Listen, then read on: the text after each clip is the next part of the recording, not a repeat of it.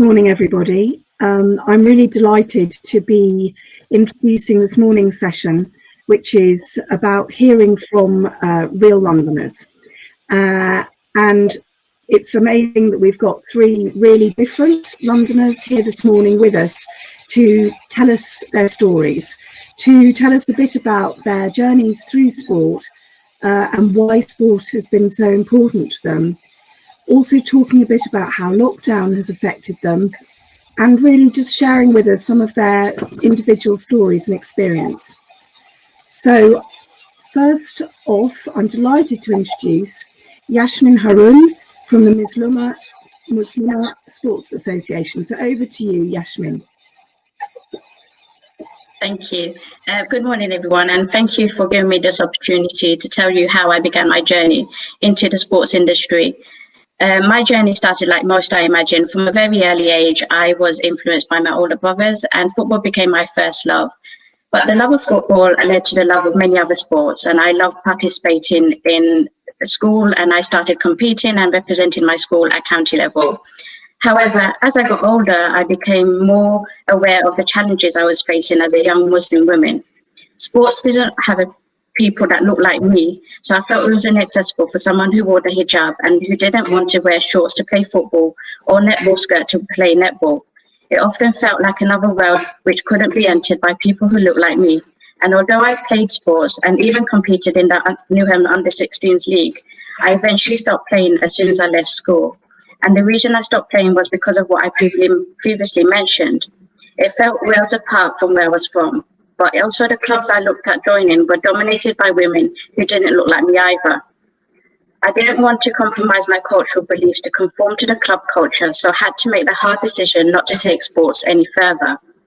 I still passionately followed sports, and by 2008, I really started to miss playing and explore the options available to me. Unfortunately, though, as a Muslim woman, the options were still very limited. The women-only options were not strictly women-only environments, as venues had galleries or male coaches, or men could just walk through at any time.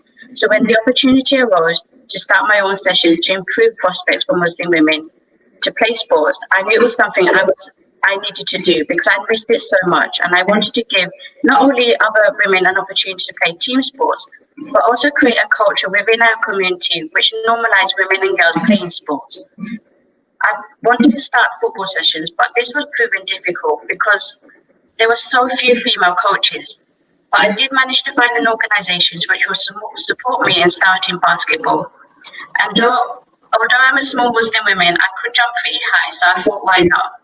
The basketball started, and unfortunately didn't have the explosives that I was hoping for. For months, it was just a coach, me, and one other lady. And people around me said I should give up and join the gym, but me being me, I persevered and carried on.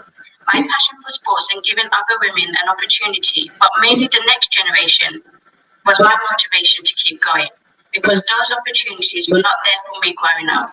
I felt it was important that the women who attended our basketball there were seen as role models by the females who surrounded them. I wanted to be a footballer. I could have been a 100-meter runner, but because I wasn't brave enough to enter that world that didn't look like me, I missed an opportunity and didn't want that to happen to another girl just because she doesn't see an equal playing field. By 2004,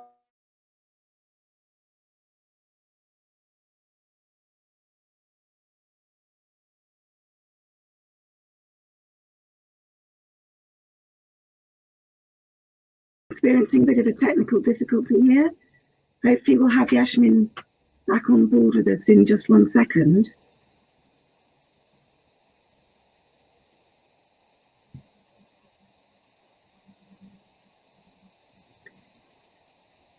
Excuse me. Well, I think Yasmin will be back with us in 1 second, because as you will all have heard, that was, well, certainly I found that incredibly powerful. Not only was Yasmin really having to use her own perseverance and courage and determination to keep on going for herself, but also it was the thought of inspiring other women and enabling them to take part in sport that was also keeping her going.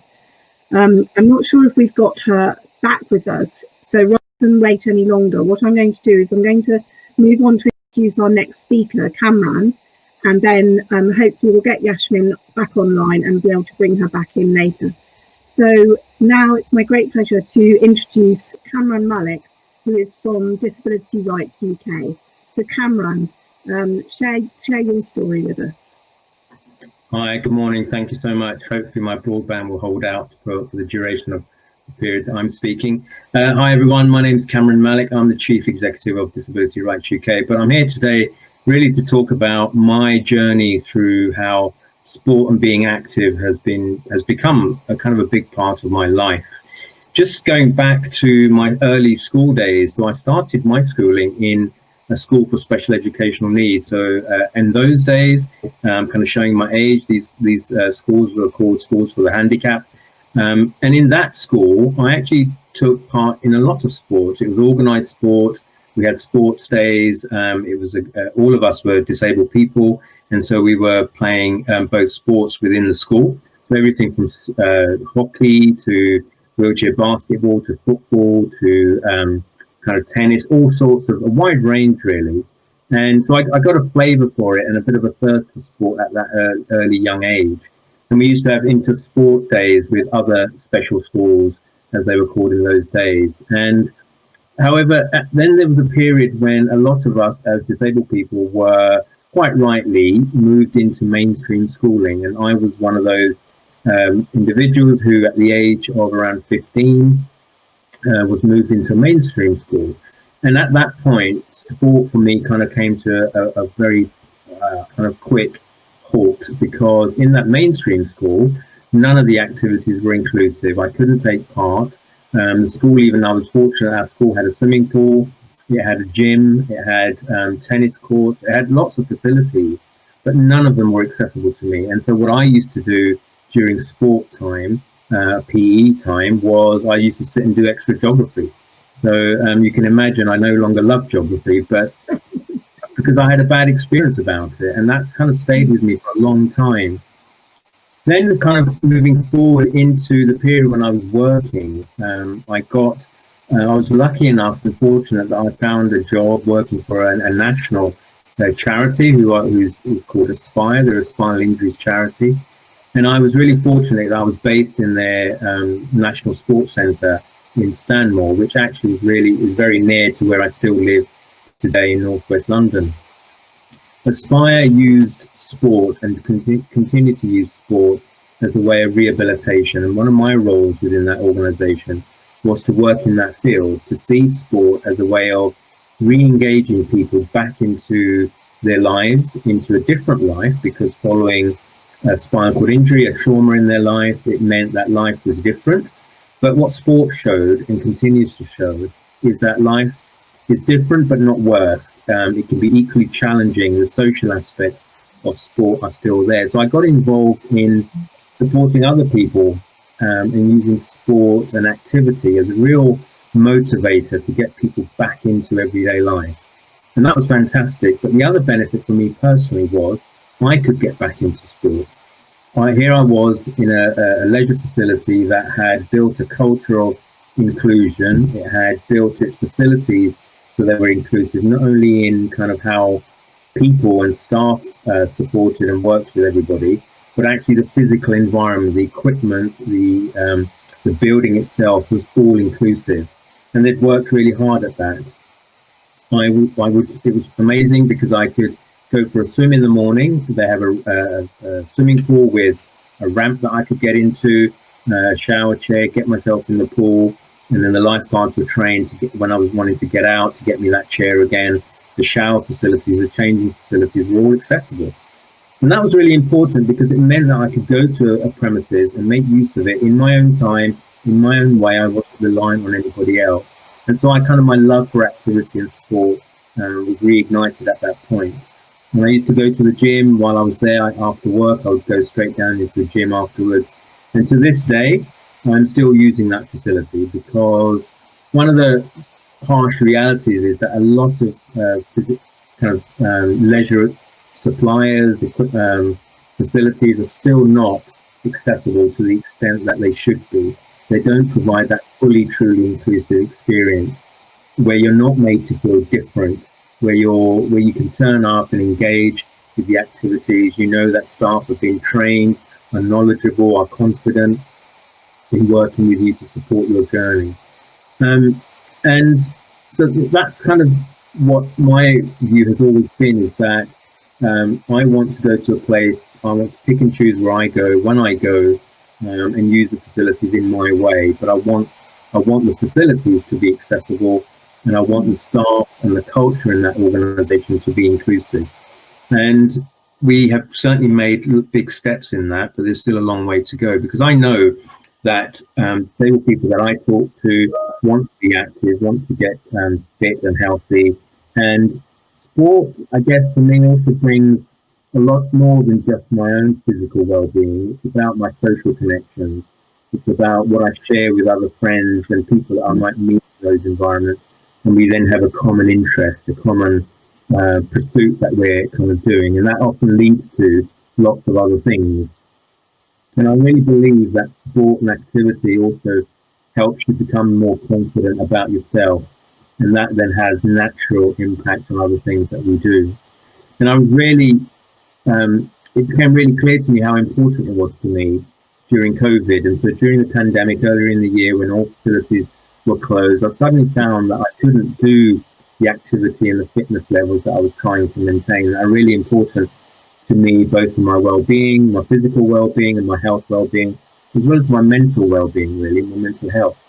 And I really missed it. And while I tried to find alternatives, it was really difficult, because it's not as easy for me to go for a walk, or in my case, a push.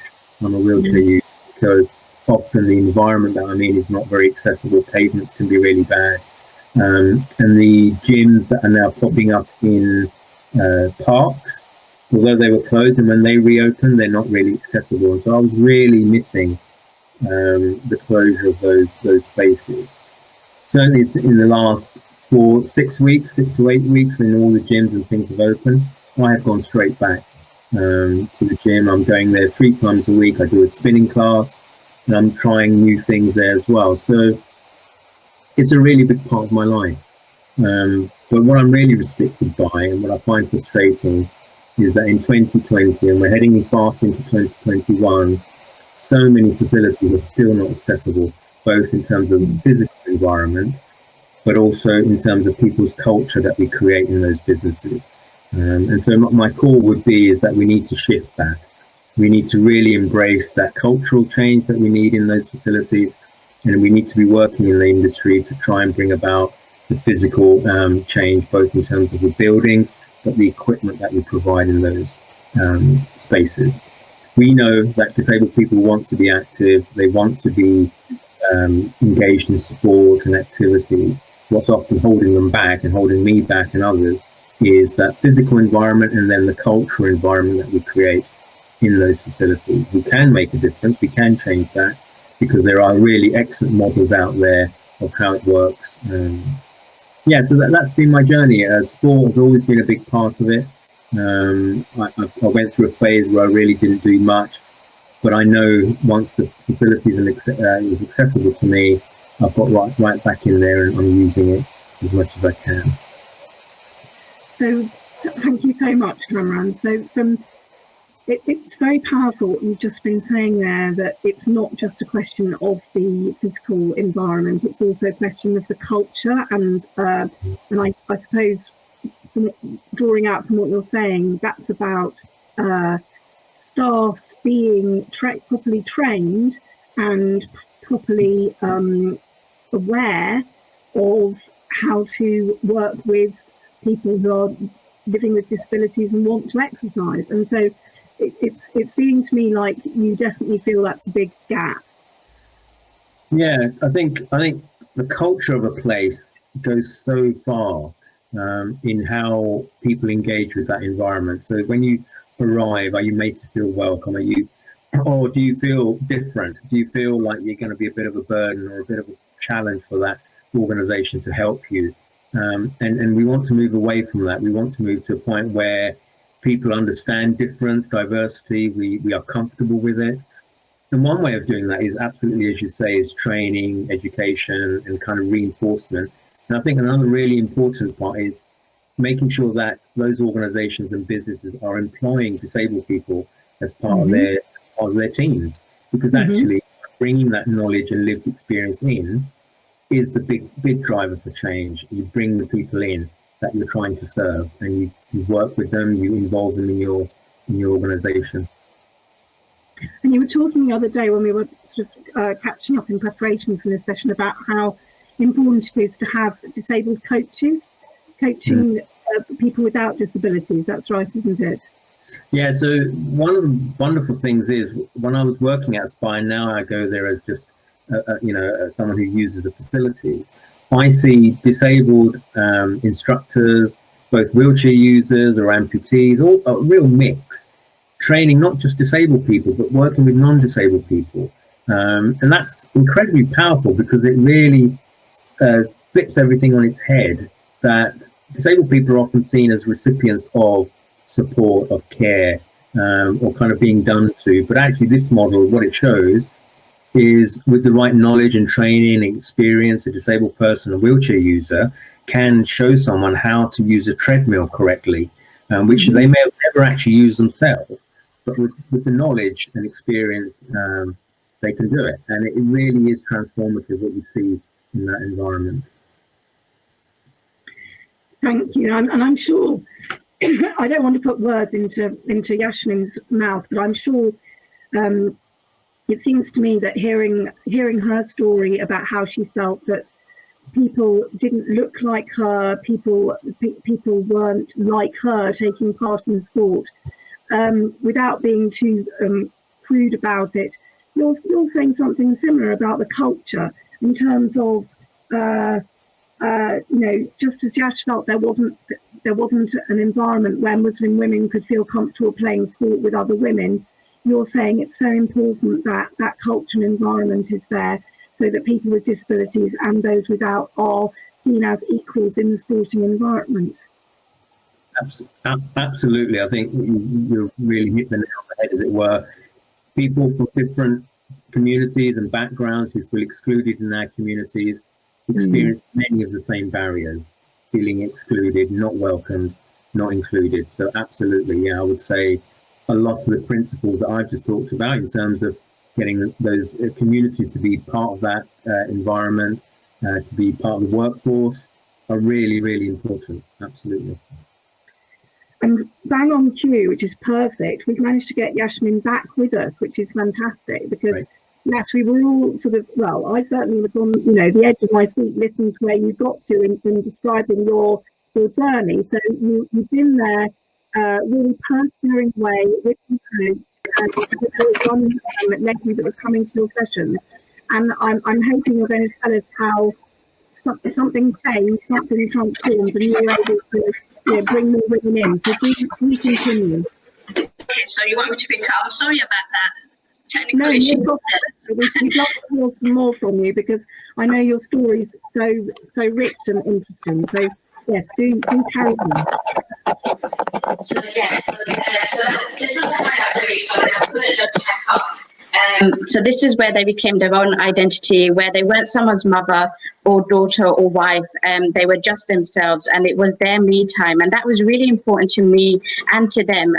So I suddenly found myself going from being just a volunteer to becoming chair of a brand new organisation in an industry I knew very little about.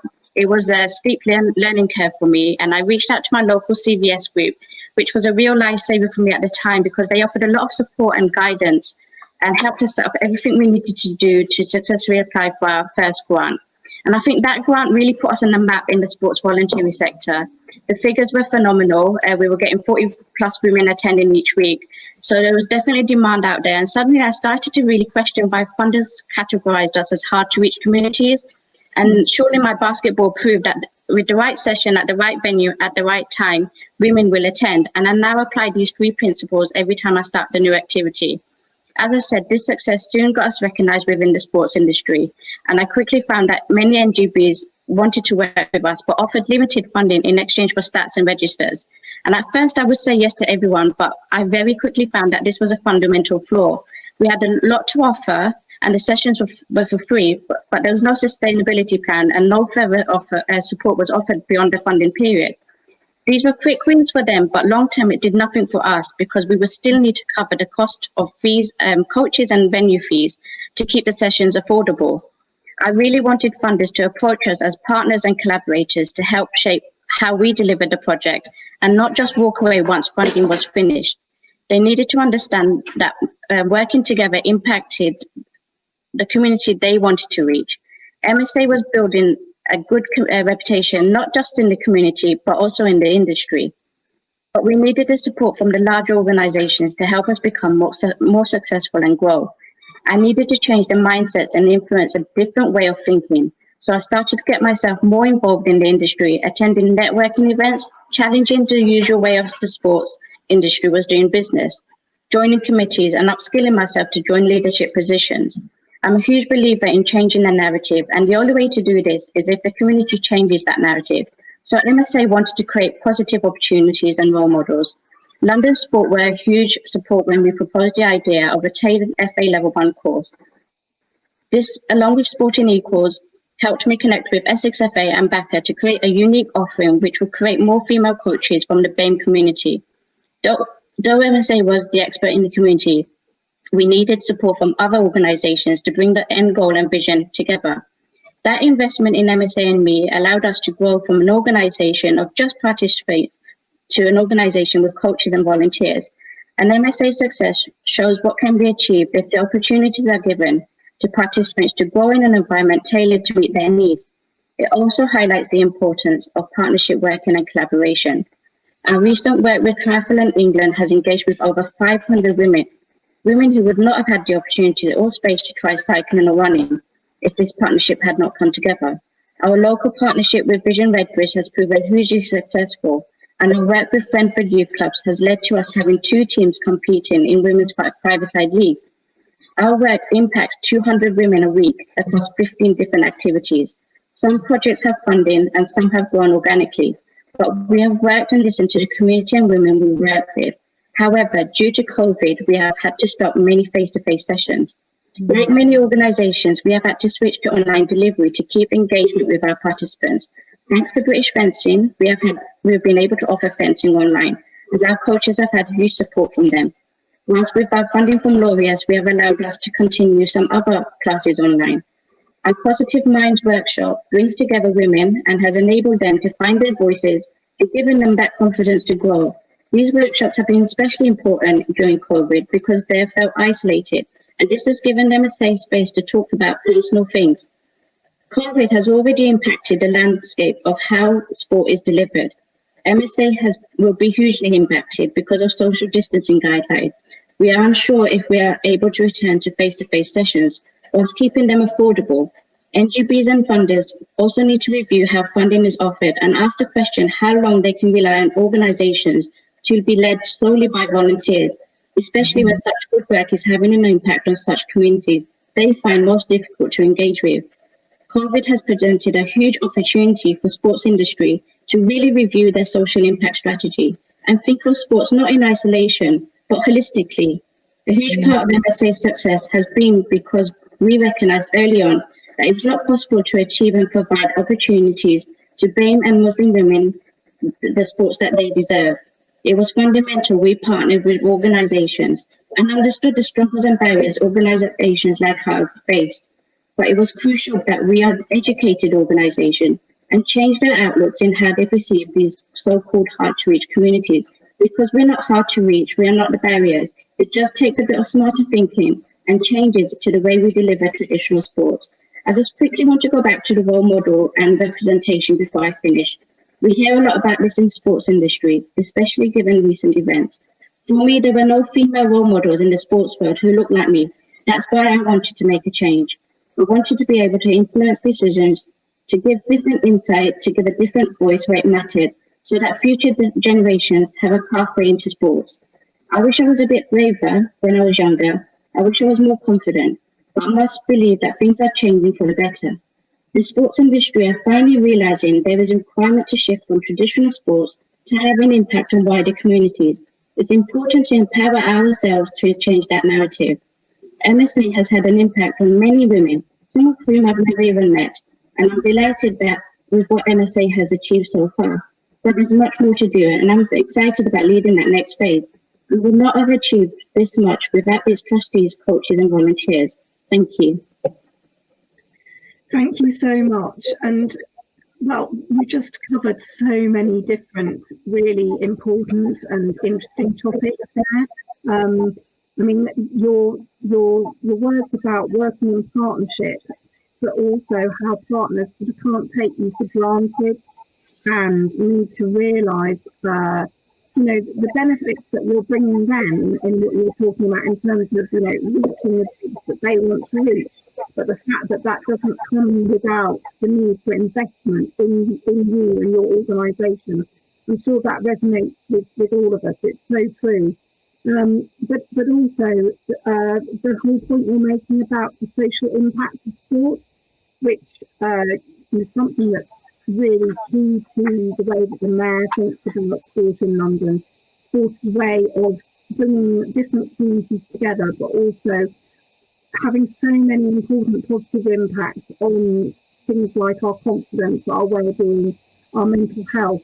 It's definitely not just about sport for sport's sake. It's about sport for social outcomes, exactly as you were saying. So thank you so much for sharing that with us, and I'm sure we'll come back to you again before the end of the session. But in the meantime, I'm aware that Kevin hasn't spoken yet, so I'm going to turn to him now and ask him to speak to us. So I'm delighted to introduce Kevin Jacobs from Burgess Sports. Kevin. Hi, thank you for having me to let me speak about my journey within sports.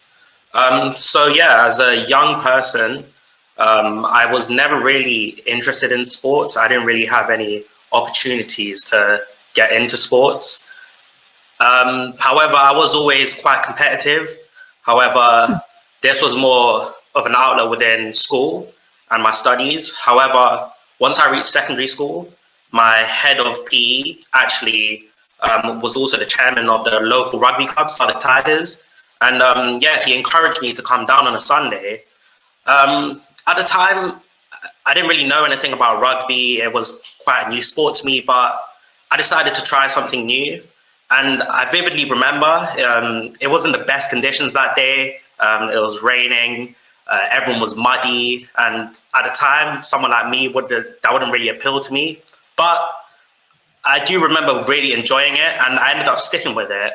So to this day, I've been playing rugby for around like 4 or 5 years now, and I've always really enjoyed it. It's just been a way for, it's like been an outlet for my competitiveness. It's allowed me to be more active and also work within a team, which I haven't really had much of an opportunity to do before that. With rugby, the chairman of rugby also was the chairman of a wider organization called Burgess Sports, which essentially brings together all the sporting clubs within the local community together. And Burgess Sports run a sports camp every half term and every summer for young kids from the age of 5 up to 13 to attend. And while I was beginning to do rugby, I was also encouraged to attend the sports camp. So every half term I would go to the sports camp. And I also remember really enjoying that. That was something new for me to attend a camp every half term compared to what I would normally usually be doing at home, just sitting around, watching TV, being lazy. So it was really good for me to have something like that every half term to look forward to. And through that camp that Burgess Sports delivered, I got to try many new sports, such as fencing, hockey, netball, etc. And it really opened my eyes to what I could do in sports. So I've never really been the type of person to take it towards the next level in terms of competing professionally or anything, but I still didn't let that discourage me. I still love to do sports just for the fun of it, which I would really encourage for everyone, even if, most people might think they're not really good at a sport, they won't succeed in it, but I'd really encourage anyone just to look at the more mental side towards it. It's really like freeing to just, be on the pitch, especially for rugby in general for me. it's always nice when you just tackle someone and like just let go of everything. It's really nice to do that. So through the sports camp, once I reached around the age of 13, it was kind of a bit too old for me to participate in the camp as a normal participant. So I was actually given the chance to volunteer. And I remember at the time, I thought, volunteering, like, what's that? Why would I waste my time volunteering when I could, just to be doing something else? But I decided to do it. And honestly, I would say that's probably one of the best decisions I've made in my life, to volunteer. So as a volunteer at Budget Sports, I assisted the coaches at the sports camp, just like made sure the kids were just all good in general. I would assist the coaches with their sessions, get equipment here and there. And as a volunteer, I wasn't just limited to that. So Budget Sports really made an effort to improve our skills. So I was given the opportunity to participate in a variety of courses, such as sports-specific activator courses like netball, football, rugby, etc., as well as other skills such as first aid, mental health courses. So yeah, that really gave me a chance to broaden my skill set. And with that, I was able to, within the sports camps, actually start delivering my own mini sessions, which I was required to plan, and then the other coaches would give me feedback. So this really gave me an opportunity to grow within sports and coaching. And when I started, I'd say I was quite shy, quite reserved, but through coaching, playing sports and volunteering, I really grew as a person, I'd say. I became more confident. It was easier for me to speak to new people. So yeah, I'm really grateful for the opportunities I've been given. And as I was growing within coaching, I was then given the opportunity to actually start delivering my own proper sessions after school. So this was a new initiative that Burgess Sports started. So it didn't just limit themselves to the half-term camps. So after school on Monday, Tuesdays, and Wednesdays, I used to come down to do my own sports sessions, and this gave me a chance to improve my leadership skills as well. So as a volunteer, I was always under like the influence of a higher coach, but here I was given the chance to actually lead and do my own sessions, and this really grew me as a coach. And from there, I've only just went up. I've now been given the opportunity to actually coach at the half-term camps, and that's what I currently do now. So yeah, that's just been a quick roundup of me throughout sports and my coaching and volunteering history. To touch on COVID, once COVID hit, everything did quite have to stop. So there wasn't any half-term sessions. The after-school program had to stop. So that did have an effect on me, as it didn't really give me the opportunity to do what I used to do during the half-terms. So I was definitely less active. I didn't really do anything. So yeah, it was quite a negative experience at the beginning. However, I decided to actually pick up on running. So I did used to quite frequently go to the gym before, and that's why I kind of stuck myself. But obviously with COVID, I had to stop going to the gym. So the only opportunity for me was to really run, which I never really tried before. And I actually really enjoyed running, and I still do that now, even with gyms open. So yeah, that's been kind of one of the positives. And yeah, I think that's pretty much it for me. Thank you. Thank you so much. Thank you. And again, I mean, you're all very inspirational people, and we're really grateful to you for sharing your stories with us this morning. There's to me, it feels like there's some really key similarities. I've already touched on some of them, but really we're talking, you've all mentioned the kind of enjoyment that you get from sport, but also the sort of positive mental benefits, and also, the social side and this sense of belonging. So I think also some of you, if I've sort of picked up correctly, you have all had moments where you've just felt really, really challenged, and I think it might have felt hard for you to kind of carry on with what you were doing. Are you able to reflect on what was it that made the difference to you at that point? What enabled you to kind of keep on going?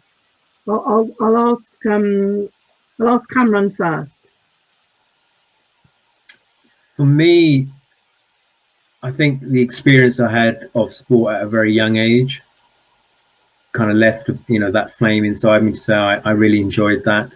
It was kind of exciting, energizing. The social aspects of it kind of stayed with me. And then when I went through a long period of my life where I was effectively not able to take part at all, I never lost that. And it was only later, just through work really, that I saw I was given that opportunity again. So as soon as the opportunity presented itself, I kind of grasped it with both hands and went straight into it. So it was having an opportunity that made me feel comfortable, welcomed, was kind of what brought me straight back into it. So I never lost that original desire for it that I was exposed to when I was young. So you managed to sort of well, you just said sort of kept the flame burning. Yash, is that how it also felt for you? Yeah, definitely. I mean, I was really competitive when I was younger. I was like football captain, netball captain, hockey captain, and it's something that always stays with you. I think once you're in that element, I think that just is something you grow up with, and you really never lose it. It doesn't matter how unfit you get, or if you don't continue playing sports, you always have that sort of competitiveness within you, and so you just that always stays with you. So that desire to have that team around you and to do well with others as well, that stays with you too. And so you always want that for other people. Yeah, I mean, I appreciate it's a bit different for Kevin, because he's more at the start of his journey than the other two of you are. And actually, I did want to just mention, for those of you who will have seen the sort of original programme title, you were originally meant to be joined by Josephine Hanson, and it's such a shame because Josephine was having real technical issues this morning, and I'm not going to sort of attempt to tell her story for her because that would be unfair.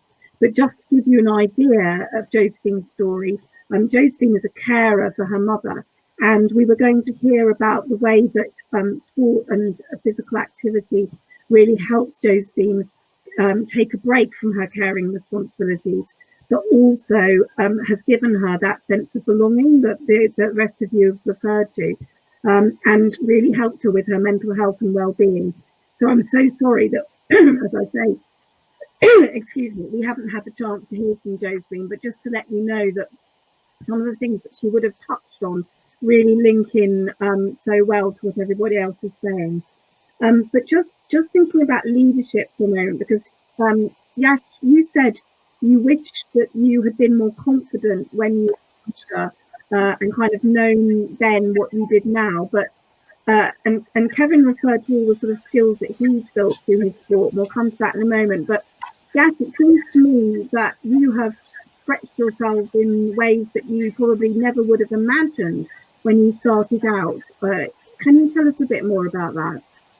Yeah, I think when I first started, I just wanted to get back into sports. I just wanted to just play competitively. I didn't want to join the gym. That wasn't me. That was quite solitary, and I wanted to go back into that team sport element.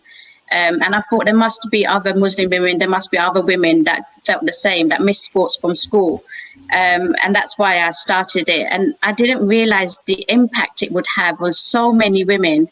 And once the basketball got started, eventually, I mean, as I said, for months, it was just me, the coach, and one other lady. And lots of people around me. I had a young family at the time. I'm working full-time. This is not my full-time job.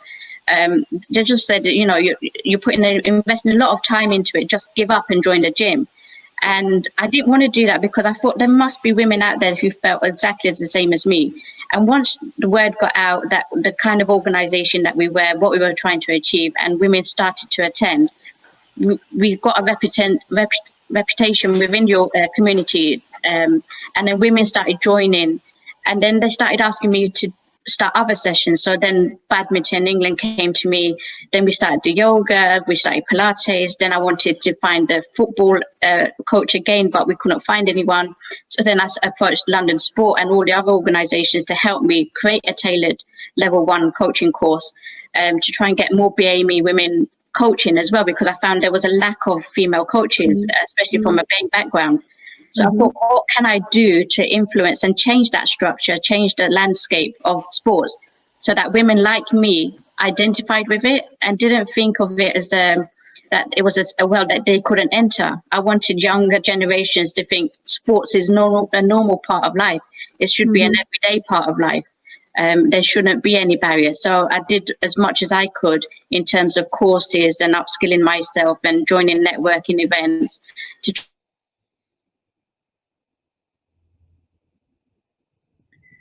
And Kevin, just going on from that, you said that you were quite shy, and you feel that you've developed lots of leadership skills through your coaching and your volunteering. Have you begun to see young people coming through now who you feel, were like you then, and how has that helped you shape the way that you volunteer and lead a group, thinking back to your early experience? So yeah, for sure, as you mentioned, when I was younger, I wasn't as confident as I would say I am now. And through the opportunities I've been given through Burgess Sports, I've been able to develop that and become the person I am now. And compared to when I started, the volunteering program was quite small. However, as I've gained more experience, the whole program has really blew to life. It's quite big now. We have a range of volunteers, different ages, and yeah, I do agree. I do see similarities as to when I began within some of the volunteers. So I do feel as though with my experience, it's easier to kind of help them out, give them tips, and just help them develop the same way I did. That's great, thank you. And oh dear, I'm sorry, I've got such a frog in my throat this morning.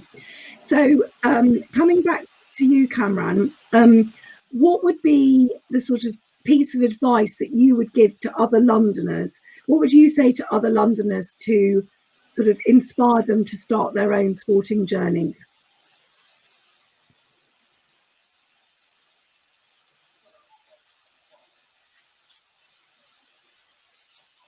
Disabled people, they're not quite clear about what sport they might enjoy. And I kind of say, just have a go. There are often lots of kind of come and try sessions. There are opportunities to just go and try something completely different. It really doesn't matter if you're going to be brilliant at it. It's about going and trying it and having a go and seeing if you enjoy it and give it a bit of time. The other thing I would say is, through your friends and family, if there are common interests for activity or sport, go as a group, go with somebody else that you feel comfortable with, to give you that initial confidence to go and have a go at that. Really. And I think the other thing I would just say to the industry is it's really important that disabled people and just people from different backgrounds are represented in marketing, in messaging, in how things are targeted, because just reflecting on what everybody's just been saying this morning, I remember growing up, I didn't see disabled people in any of the kind of sports events on TV, in the media, in marketing, in leaflets. I just didn't see different people. And so therefore, it makes you feel that you're not part of it, and that you're not welcome.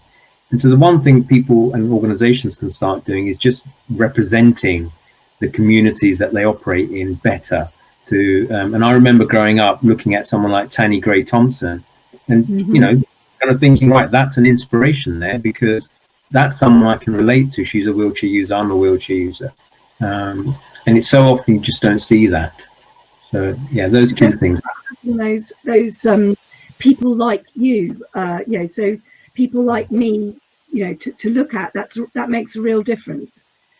Do you think that's getting better, or I'm guessing there's probably still quite a long way to go?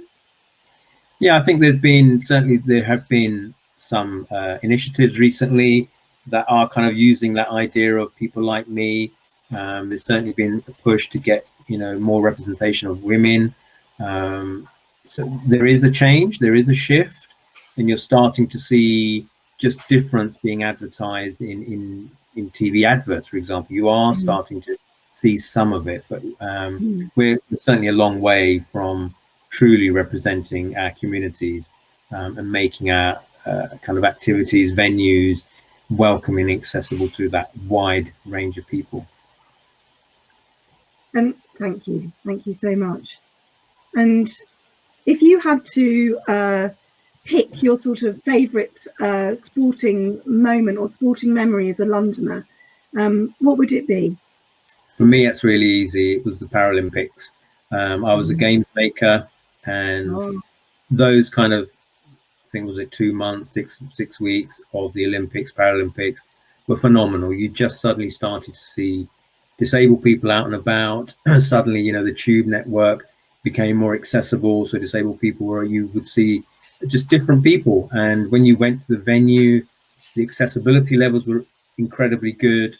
You didn't feel that you were disabled in those environments because venues were accessible. The people who ran those events, you were treated the same.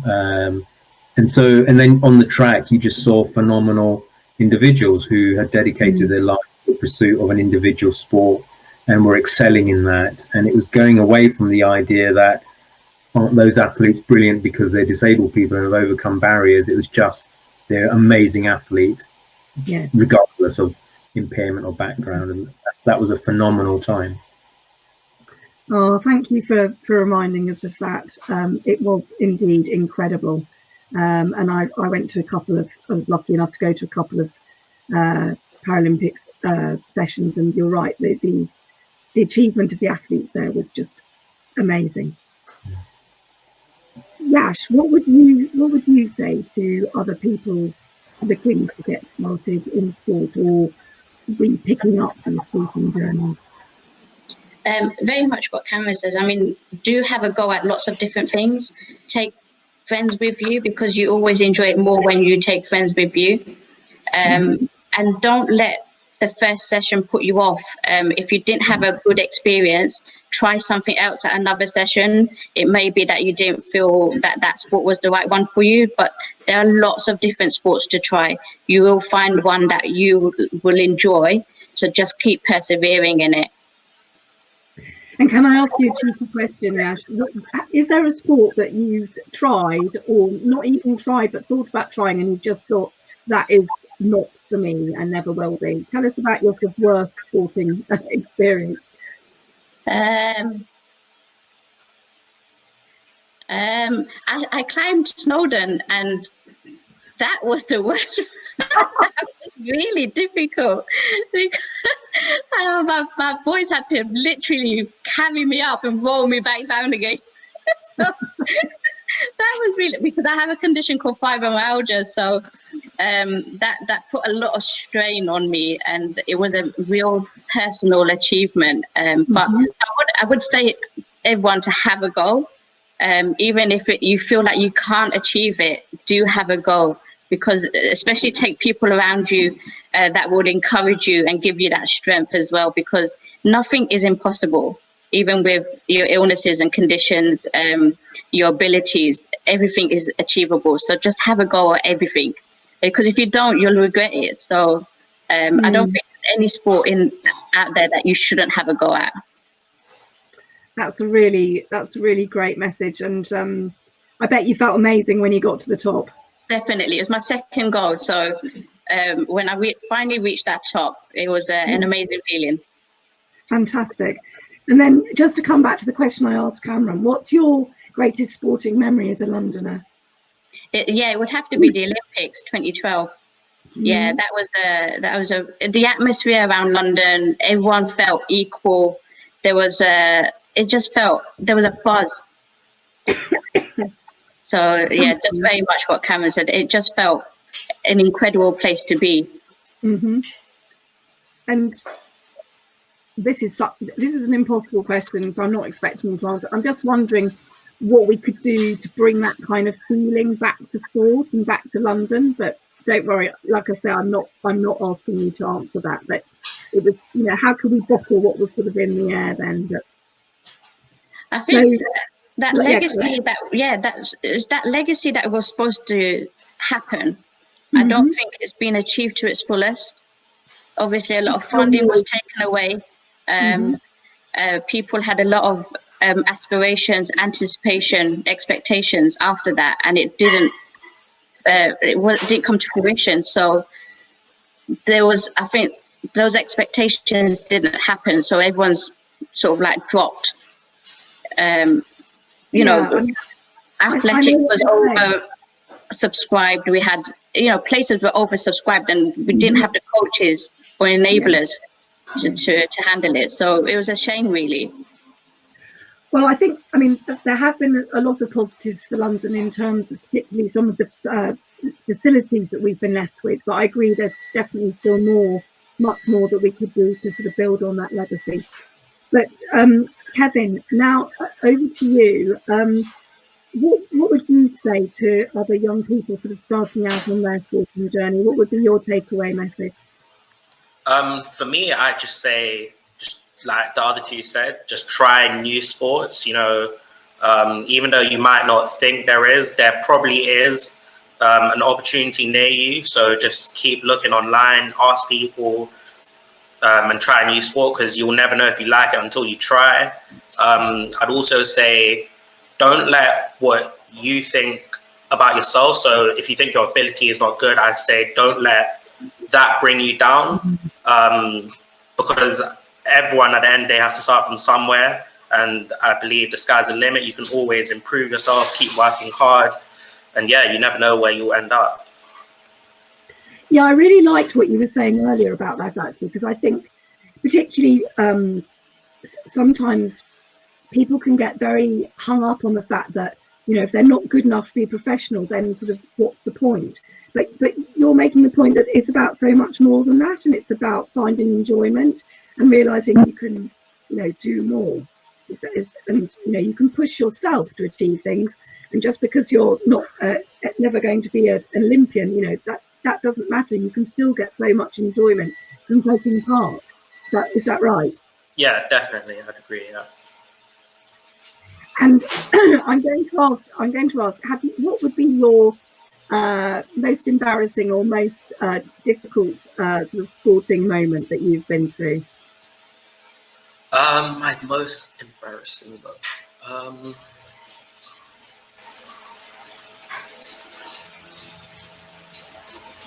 I'd say probably during rugby. There was a time where, so this is more when I started and I played my first match. It was quite soon after when I started training, so I still didn't really know much of the rules or like the way the game worked back then. So it was quite embarrassing to like not really keep up with the rest of the team. But I soon found out that everyone was really welcoming anyway. So I quickly got over that and started to learn more about the game. And That's great, thank you. And what's your greatest sporting moment or memory as a Londoner? I'd say I'm a bit too young to remember what the Olympics was like, but yeah, make us all feel really old. I'd probably say the World Cup in 2018. There was like, as a Londoner, there was so much unity, just getting behind the team. Unfortunately, we did not win, but regardless of that, I'd say that was the time when I felt everyone was together just for one cause. And yeah, hopefully we can do better next time. Thank you. I'm aware we are running out of time, so I'm going to put all of you on the spot for one final time. I think this is my challenge to you. If you had to describe what sport means to you in sort of one word, what would that one word be? So I'm going to start off with you, Cameron.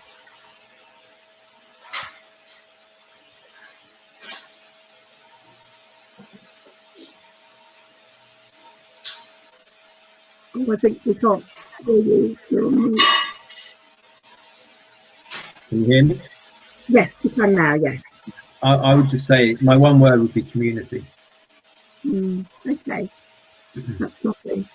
Yeah, what about you? Can you say the question again? Sorry, Alice.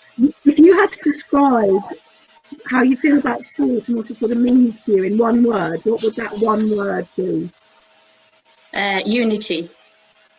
Is that community and unity? Unity, yeah.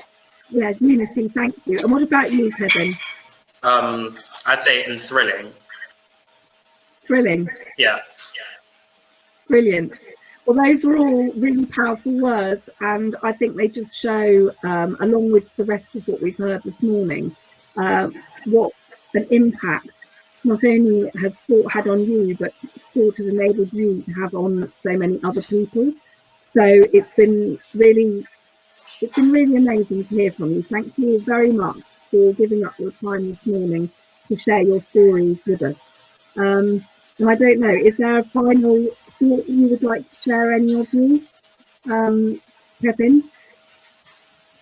Sorry, could you repeat that? I just was saying, is there a final thought that you would like to share before we finish? Yeah, I just say to any organizations just listening, to just encourage more volunteers. I believe there's always a demand for volunteers somewhere. So if you allow that opportunity, then I'm sure someone will be happy to participate. Thank you. And that's so important to remember. I mean, volunteers really are what keeps our community sport activities going. I mean, they are so important. So a huge thank you to all the volunteers everywhere, including all of you, actually. Yash, how about you? Do you have a final thought you'd like to share with us? Very much what Kevin said. Encourage volunteers, encourage representation, and just open the sports from changing it from a traditional sports and how you can think outside of the box to make it more accessible. Also some really important points. Thank you. And Cameron, how about you?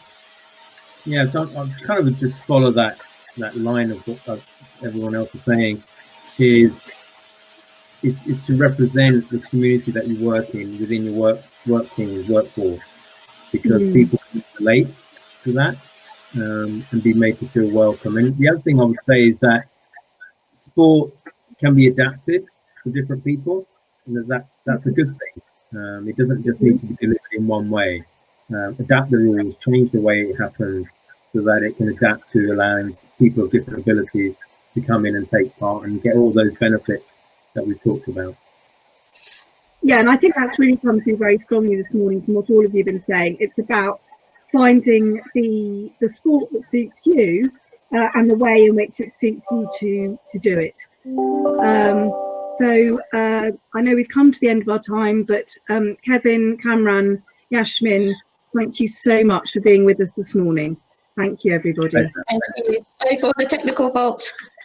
It's not your fault, not a problem. Thank you so much.